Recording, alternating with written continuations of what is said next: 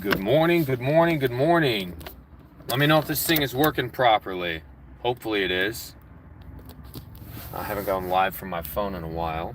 But if you guys are there, you're paying attention, let me know if I got the orientation on the camera right.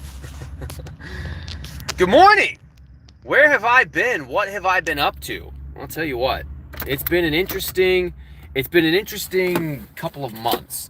And I haven't been making videos, haven't been uploading anything, dropped off the face of the planet, barely responded to an Instagram message, have hardly had the time to spend the time with the people that I consider my closest friends, the lumberjack landlord Dion and Michael Zuber. I've just disappeared. I've gone incognito. But today I wanted to come to you guys to talk because I had 30 minutes of spare time before I go into the bank to do some work at the bank on a Saturday. Happens to be my day off and I'm going to enjoy it. I wanted to talk to you guys about the big lie that all of the real estate investing financial gurus that you see online tell you. And maybe they don't always tell you, but they show you, or it's a lie of omission because they don't tell you. And it's something that I'm going through right now. It's actually where I've been the last probably 2 months since you've seen me on a consistent basis on anybody's channel. So again, guys, if you are watching real quick, please, Elizabeth, Adam, if you're still watching, somebody just leave a comment if I have the orientation on the screen right or whatever. Hopefully the sound's working well. But what I want to talk about is the reality of being a real estate investor. And for most people out there who know my story, you know that I've been investing now. Thanks, Adam. You know that I've been investing now for, oh shoot. How's that going to work? Yeah. Okay, I've been investing since 2018. So it's been a little while. It's been 6 years almost since I bought my first rental property.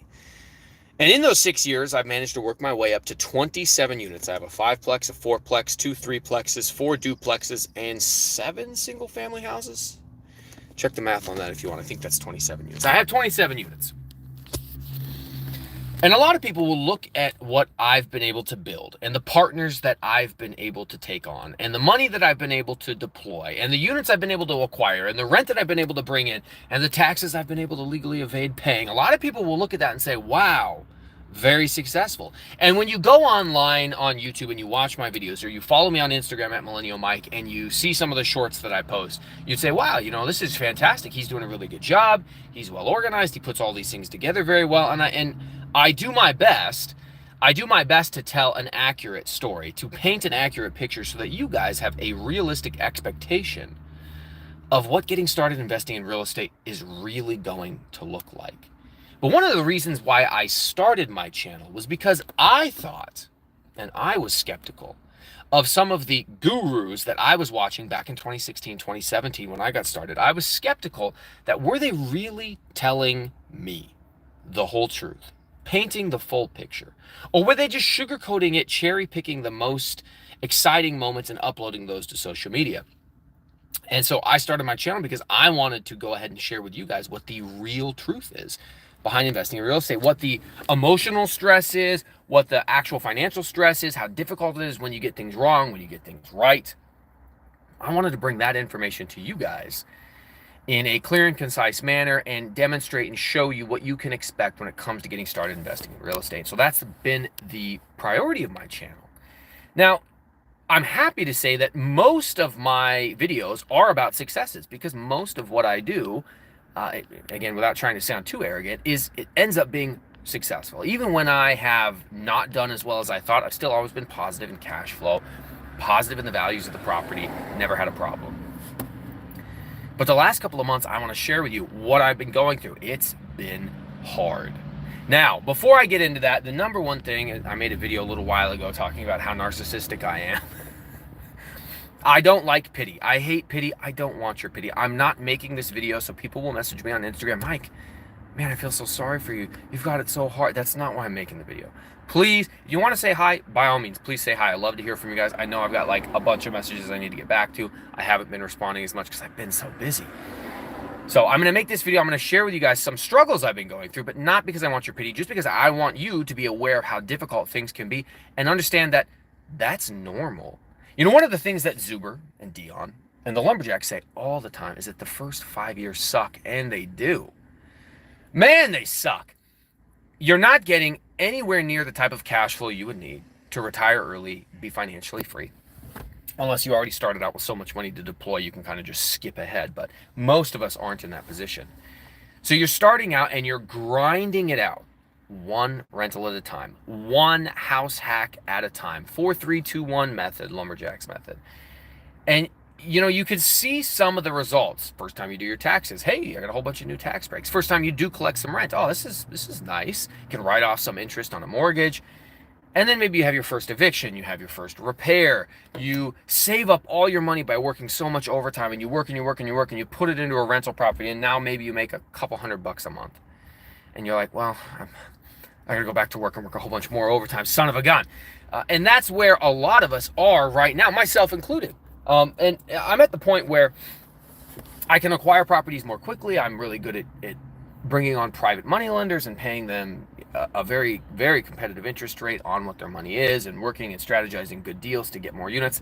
I bought 11 units this year alone in just like a 3-month period, and I have slowed myself down because I have to remodel these units. I'm knocking out the BRRRR strategy one at a time, and it takes time to get things done.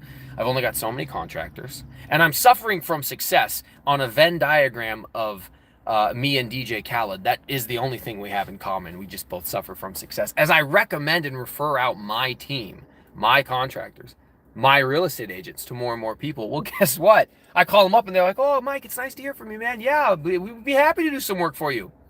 But you referred me to this person, this person, this person, so they're ahead of you on the list, but we'll get to you next, right? That's me suffering from my own success. That being said, sorry, I got terrible allergies right now, and I'm sitting with the windows rolled down because it's going to be 91 degrees today. And maybe that's normal where you live, but in the Pacific Northwest, it's a sweltering heat that we're just not built for. So, anyways, the lie. What is the lie? Well, the lie that I feel all of these gurus, with the exception of course, the three amigos, but even they, when they're telling their stories, when they're sharing their experience, you have to remember, Lumberjack and Dion and Zuber all started their channel when they were miles down the road on their journey towards financial freedom. Zuber after he retired, after he had financial freedom. Dion just before he retired and before he had financial freedom. And the Lumberjack, absolutely, he was still working a job for the first couple of years of his YouTube channel, but he already had 100 plus rental units and dang near 20 years worth of experience. This is not a knock on them at all. I would have loved, and I don't know about you guys, I assume, I would have loved to watch their channels during the building process of their portfolios. I think that would have been an amazing story. And we get the stories afterwards, and they're great. But what was it really like? How hard was it? And that's what I'm trying to bring to you guys. So, as you know, I bought 27 rental units. I just talked about how I built 11. I've got a whole bunch under construction right now. But I'm going through the grind of a regular life. A regular average guy's life. I work a 9 to 5. I work a 7 p.m. to 5 a.m. job, and that has been the nail in my coffin these last couple of months.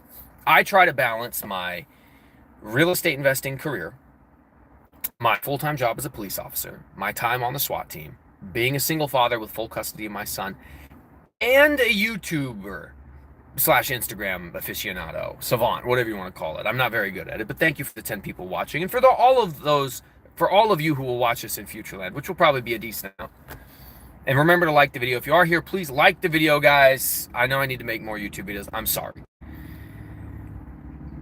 I'm going through this like many of you probably. And it's hard, dude. It is, man, I am tired. I had a pretty good system going. I had enough seniority as a police officer to be on permanent day shift. And my schedule rotated between working weekends and having weekends off, but I was always on permanent days. I'd work 5 a.m. to 3 p.m. Being on the SWAT team, I get to go home a little early for workout team, so I'd kick out an hour early to go to the gym. Beautiful, fantastic. Well, in February this year, I took a promotion. I took a promotion to the rank of sergeant. I'd been asked many times by a lot of people to promote. And one of the most compelling arguments for it, of course, is, hey, buddy, look, a lot of people that you don't want to work for. And if you don't promote, they will. Ah, fudge. All right, you got me there. So, with a sense of duty to my fellow compatriots, and with a sense of a moral obligation to try to steer this ship of a department I work for in a direction that I think is better, I took a promotion. And I got promoted to night shift. I got promoted to a terrible, horrible schedule. And, when I used to do night shift when I was younger, when I first got started as a police officer, it was a lot easier on my body to stay up all night, sleep for a couple of hours, get up. But now, man, I tell you, I'm feeling it. 7 p.m. to 5 a.m. is no joke. And if we get extended for overtime because of an arrest or a major scene, investigation, it is brutal. And my sleep schedule's all wacky. I can't do the videos I want to do as much with the fellas anymore because when they're recording, Zuber likes to record early in the morning. Dude, I fell asleep an hour ago. I'm dead to the world until 1 o'clock my time. And then I wake up and I'm just beat. Now, again, I'm not sharing this with you guys to complain for your sympathy. I'm sharing this with you guys because I want you to have realistic expectations of the sacrifices you are going to make to get to where you want to be with financial freedom. In my phone, I probably have about 70 different videos I can't release yet. I've been recording them over the last couple of years. Every single time I got called to a hot call on a SWAT call, I'd set my phone up and I'm driving an hour, 5 hours, depending on where in the state I'm going. And I would record, yup, it's 2 a.m. I just worked 15 hours straight. I got home and then immediately went back out on the SWAT call. And I'd give a little synopsis of what the call was. But the moral of making those videos, the moral of the story was, this is what it takes to become successful with real estate. These are the sacrifices that you're going to have to make. How badly do you want it? Are you going to give up sleep? Are you going to work harder, work longer? Are you going to work in a job that maybe you don't want? And it's not that I didn't want to be a sergeant, but I certainly didn't want to go to night shift like I've gone. With no end in sight. It's based on seniority when you get back to day shift. And guess what? I had seniority as a 8-year police officer. But as a 4-month sergeant, none. So it sucks. So not only have I been doing that, but simultaneously, I'm trying to organize my remodeling projects. That's not easy either. And it's extremely normal. I want you guys to be aware of the fact that it's normal for these projects not to go as you anticipated. So I've been recommending to people for years, get started investing in Gary, Indiana, or I can help you get started investing in Gary, Indiana. I can help you get started investing at a distance. That's my shtick online, is that I'm the long distance real estate investing king, or the king of Gary, Indiana. I should have brought my hat. But when you get started investing, if you're watching Bigger Pockets, if you're watching a lot of these real estate gurus, you may come under the false assumption that this is going to go somewhat smoothly. Now, I've always tried to live by the adage that you should plan for the worst and hope for the best. If you take the time, this is a SWAT mentality thing, to plan out as many different contingencies or responses to contingencies as you possibly can, when those problems come your way, you're going to already be able to respond to them better, and you're going to be emotionally prepared for whatever it is. When I go onto a SWAT mission, I am preparing to be shot at, to get hit. If I get hit, where's the closest cover? Can I get there? If someone on my team gets hit, can I drag them to cover? Can I return fire and then get to, you're constantly running through these scenarios when you move from one point of cover to the next point of cover, or you move and declare a building or declare a room, or just to move from the armored vehicle up to the building. There's all these different things that can go wrong, and you have to plan for the contingencies, the immediate actions along the way. Otherwise, you're just going to be left with your butt hanging out there, and when you do get zipped up by a round, you're going to be sitting there shell-shocked with no idea what to do, and that's how you bleed out and get killed. Well, the same thing can happen to your real estate investing. Yeah, I really hope that this tenant pays, and I really hope that they don't destroy the property, and I really hope that the contractor gets it done on time and on budget. But what if they don't? And that's what I'm going to try to tell you guys. Expect that everything is going to go wrong. Expect every single process, every single step along the way, something is going to go wrong. And if you come into it with that mindset, a little paranoid, a little skeptical, and you constantly are asking all of the questions, trying to make sure that you plan for everything. Sorry, I just happened to catch the chat down there and I lost my train of thought. If you come into the process planning for all these different things, at least you're not going to be caught off guard. You'll already have a plan. You can move into position faster when you need to. So for instance, I'm running a couple of different construction projects, and one of the contractors, a new contractor I'm trying, friend of mine recommended him to me. All of a sudden, for whatever reason, I write him a $30,000 check. Okay, down payment, $30,000 check. And then he calls me a week later. He's like, yeah, we got started with a bunch of the demo. And, we've ripped out all the lathe board. It was a plaster walls and ceilings. So the plaster was already gone, but they ripped out the lathe board. I know I call it a lathe, whatever. The lathe board. And they've run some of the electrical and things like that. And then all of a sudden, I just didn't hear from him for a month. And I called him like 7 times. I'm like, what in the world is going on? What's going on? Now, I didn't panic because, first of all, I've met this person in person. I've been to his house. I've chatted with his daughter who worked for him. So I wasn't super concerned, but I was definitely a little concerned. Well, did this dude just take my money and run? Am I going to hear from him again? What the heck is going on? Now, I was finally able to track him down. And he was going through some personal things. Family member of his passed away. And we all deal with that differently. And as much as I'd like to say we should all focus on communicating what's going on to the people who rely on us, it doesn't always work out like that. People have their own way of dealing with grief. I get it. I was able to get a hold of him. Projects being resumed, it's not a huge issue.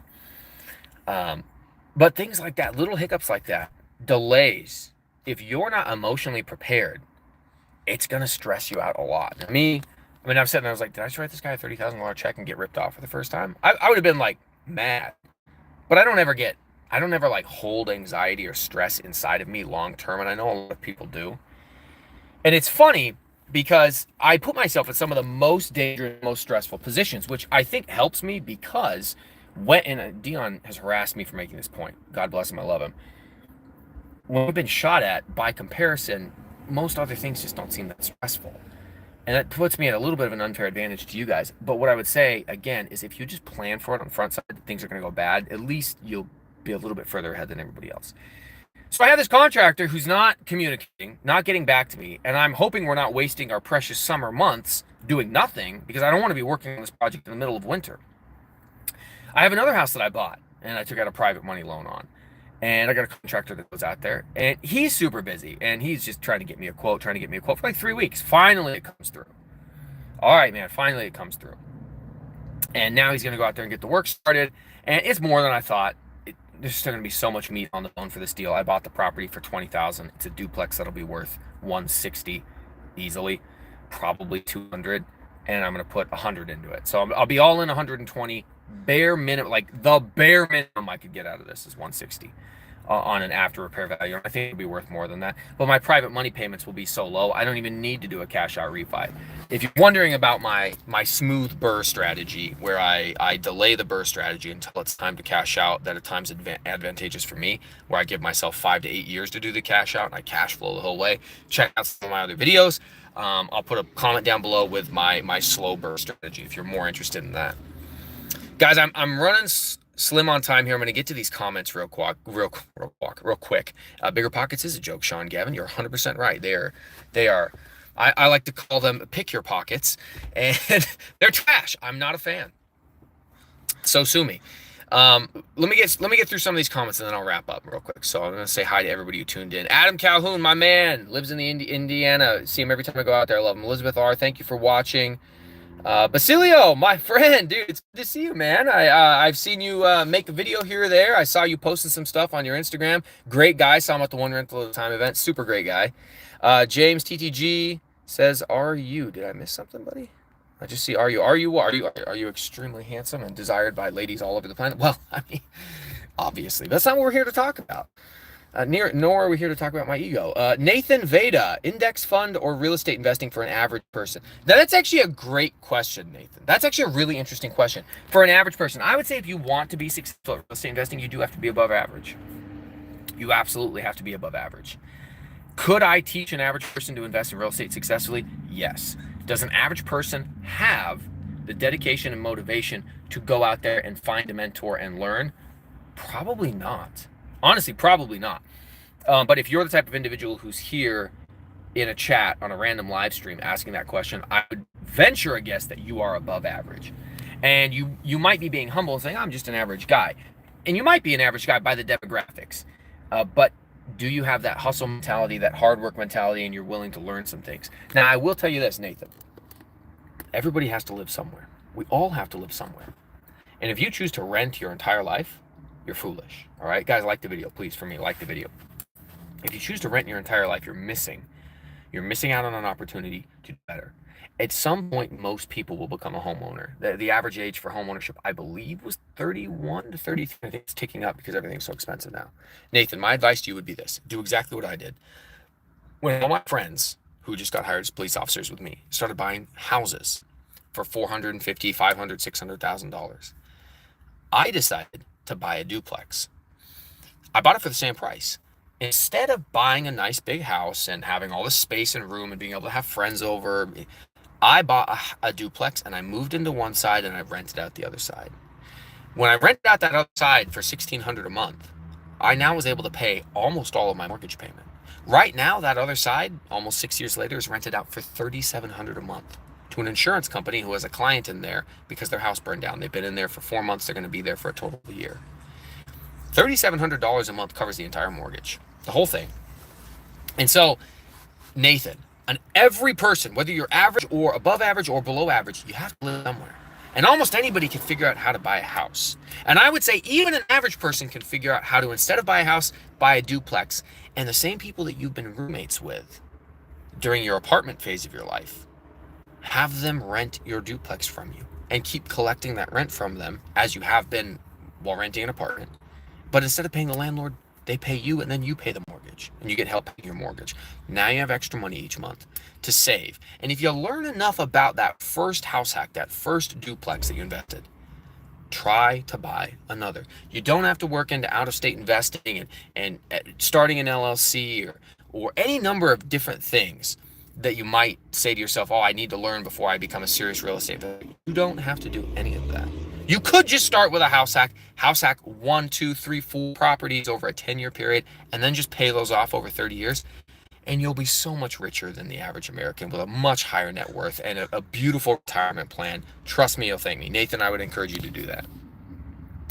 John, my granny's always told me there will always be more and more people, but never any more land. I mean, that's sort of true. We are always building on more land. I think people forget that when you take a plane and you fly from Seattle, Florida, you fly over an awful lot of empty land. I think it'll be a lot longer than our lifetimes before that land runs out. But you are right. It does continue to go up in value. But I think what's even more important about real estate is that it's a great hedge against inflation. You buy that house for $500,000 5 years ago, that's now worth $800,000. Or the boomers that bought their houses for 2 raspberries and a nickel in 1980s, it's now worth $2 million. It's a great hedge against inflation. I would argue that the value of the property hasn't really altered that much, but what's happened is that the dollar has altered and changed around the property, and it just takes more and more and more dollars, and also generates more and more dollars in rent. So another thing to take advantage of. ADSNU looks like a serial killer. If you're talking about me, man, absolutely, dude. I freaking love Reese's Puffs, but I always go with the off-brand. That's the only name brand cereal because I grew up so poor on Section 8 housing, and I grew up very poor. Malto Meal, my favorite. Berry Colossal Crunch, great cereal. Ricardo Carrera, excuse me, you got a piece of lettuce in your teeth. No, I don't. Haven't had any lettuce all day. Black Sheepdog, you should let your beard dry. You know what? Again, as a police officer, you have to be clean shaven. So you like this bruise I got playing basketball? You have to be clean shaven, so I can grow a full beard out in just a few days. But unfortunately, I got to shave it every day for work. How you doing today, supercalifragilisticexpialidocious Rose? Great, thanks. So thank you for being here. Matt Henneman, hey, at Millennial Mike, can you please give us in the chat your pronouns? What? My pronouns are land and lord. Start with Lord. Elizabeth R., are you able to help run the numbers to see if you're getting a good deal? And Gary, yeah, people send me properties all the time. I give them my thoughts. So if you see something, Elizabeth, send it to me on Instagram. But make sure when you send me the property, purchase price, what your monthly mortgage, principal, interest, tax, and insurance is going to be, because not everybody gets the same interest rate, has the same credit, paying cash versus not paying cash. So purchase price, principal, interest, taxes, and insurance, estimated rent, maybe it's already, and then your costs to, your overall cost to acquire, how much money down plus closing costs, and then make ready costs. If you put that in the message form, I'll be able to help you out much faster. Bigger Pockets is a joke. Financial Firefighter, aloha from Hawaii. What's up, my man? Adam Calhoun with a $2 chat. He says, hit that like. Have a good day, y'all. Hey, Adam, I appreciate it, man. You're a real one. Lovetta, good to talk to you. I don't know if I recognize your name, but hi, how you doing? Elizabeth R., can you share your spreadsheet or website you use to run your numbers and analyze deals? Yeah, Elizabeth, I would highly recommend, so on my channel, I have a couple of different playlists. I think there's one that's called like updates on buying properties. For almost all my properties, I have like how I bought my first, my second, my third, my fourth, my fifth, my sixth. I break down exactly how I run the numbers on a real property. So it will show you principal, interest, taxes, and insurance. It'll show you purchase price. It'll show you how I negotiated. It'll show you what my closing costs were. Like, I don't just give vague numbers or hypothetical round numbers so that people can conceptualize it. I give what the actual deal was and what I ran the numbers at, and then what I decided was going to work for me, so that you have more realistic expectations of what to look for. So I would highly recommend checking out some of those videos. Danny K, yo, are you still using a HELOC to purchase properties? Yeah, absolutely. HELOCs and private money. And then I just make the interest only payments while I wait to do a cash out at some point when I think it's advantageous. So I've got a couple properties right now that it's like, I think I have like 3 where it's like, okay, I'm in no rush to do the cash out strategy. Just making the interest only payments, the property cash flow is great. And I'm going to wait until interest rates do something that, or values go up high enough. I'm in no rush to do a cash out. So I'm just sitting here with debt, but it's debt that's easily serviced. Like, I make 4 times what the payment is in rental income. So I have no external pressure on me to cash out quickly. It's a great place to be in. And again, check out my videos on the slow burst strategy, or my other video on HELOCs. I have a great video I did probably a year ago at this point, but you scroll back, on how to do a HELOC. Just type in Millennial Mike and HELOC, it'll probably pop up. George Waters says, hi. Victor Wolf says, what happened to Bidley? Yeah, what happened to Bidley? So Bidley's a great kid, but like everybody, he's a kid. Those of you who don't know, I had a 16-year-old young man reach out to me about getting started investing in real estate, and he and I came up with a plan for him to get a job, save money, and get a job and save money. And like all 16-year-old kids, they mean very well. He works, he gets a job, he saves up his money, but it's tempting, man. Your friends, they peer pressure you into going out and hanging out or buying a car. And so he's been able to save a little bit here and there, but he was just really struggling while in high school. Now he's graduated high school, I have you guys all know, so congratulations to Bidley. I need to have him on the channel. He reached out to me recently. He does reach out to me probably on every 3 months I hear from him. And he said after graduating high school, which was just, I think, like a month or two ago for him, you know, he's like, all right, I'm going to work hard this whole summer. I'm going to save up a whole bunch of money, and in a year I want to get my first duplex. So don't worry, I'm still doing my best to make sure that I help that young man, Haitian immigrant to our country, great dude in Florida. But yeah, I'll reach out to him, see if he wants to come on the channel. I appreciate you for remembering that video. Grandpa, the home handyman. That would be my grandpa, for everybody who's wondering. My actual grandpa. How you doing, Grandpa? Thanks for jumping in. And for those of you who are watching, I'm going to wrap this up. Lavetta saying hi from Bismarck, North Dakota. I love it. Yeah, I'm from Grand Forks, North Dakota. So appreciate you watching. I'm going to wrap up because I wanted to explain one more time the lie that the gurus tell you. And the lie that the gurus tell you is that this isn't going to be that difficult. It's going to be smooth. It's going to be easy. It's going to be something that so many people have done. It's not that hard to get started investing in real estate. Anybody can do it. And I think that like I mentioned earlier, average people, anybody can do it. But it's going to be tough. It's going to be hard. You're going to sacrifice a lot of things. You're going to give up on sleep. You're going to give up on time with your family. One of the common complaints I get is, well, I don't want to sacrifice time with my family. I think that when people are coming up with objections as to why they can't invest in real estate, it's a more noble injection. Oh, well, I can't sacrifice time with my family. Well, if you sacrifice some time with your family today, but then you become financially free and you get the time with your family back in the future, well, is it worth it? I mean, there's an argument that can be made for either side on that, I think. And obviously, it's a gray area. It's a fine line. You don't want to just not be there for your children. But you may have an opportunity to be there way more in the future, which is what I count on. I also spent a lot of time with my son as a single father with full custody. I'm now, one of the other things I've had to juggle, I'm now a soccer coach. I played soccer my whole life, and I've coached adults. I've never coached children. And I said, I'll volunteer to assisting coach when I plugged into the website, and they promptly made me the head coach of a program I've never participated in. So, well, that's nice. Yes, and one more note. For everybody watching today, if you are on Michael Zuber's school program, I am doing a live stream there today at 3 p.m. Pacific time.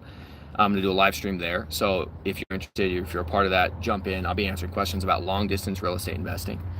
But the lie that the gurus tell you is that it's going to be easy. Everybody does it. It's glamorous. You're going to have nice cars, free time, beautiful properties. And you just got to stick it out through the grind first. And the grind sucks. I am tired I'm exhausted. I don't have much of a social life. I don't go out and spend a lot of time with friends. I go to the gym, spend time with my kid. I play basketball, I play soccer. I try to see my grandparents, grandpa, love you. Try to see my grandparents on a somewhat frequent basis. But I don't have much of a social life. I am sacrificing here and now so that when I finally get to financial freedom, which I'm getting pretty close to, I'm very close. When I get there, I'll then be able to enjoy a lot of the things that I have sacrificed. I gave up my 20s. I'm giving up my early 30s to chase this dream. I'm pretty sure it's going to be worth it. When I ask people like Lumberjack, Zuber, Dion, guys, was it worth it? You know what they say? Absolutely. They say it absolutely was. So I have enough faith in the process. I'm trusting the process. I'm grinding it out. I know I need to make more videos. For everybody who supported me from day one, or anybody I picked up along the way, thank you so much for being here, watching my channel. Please don't hesitate to reach out to me on Instagram. I'm sorry if it takes me a long time to respond. I'm just tired. I love you guys, and hey, we'll talk soon. So until then, we'll catch you later. I'm going to try to figure out how to end this live.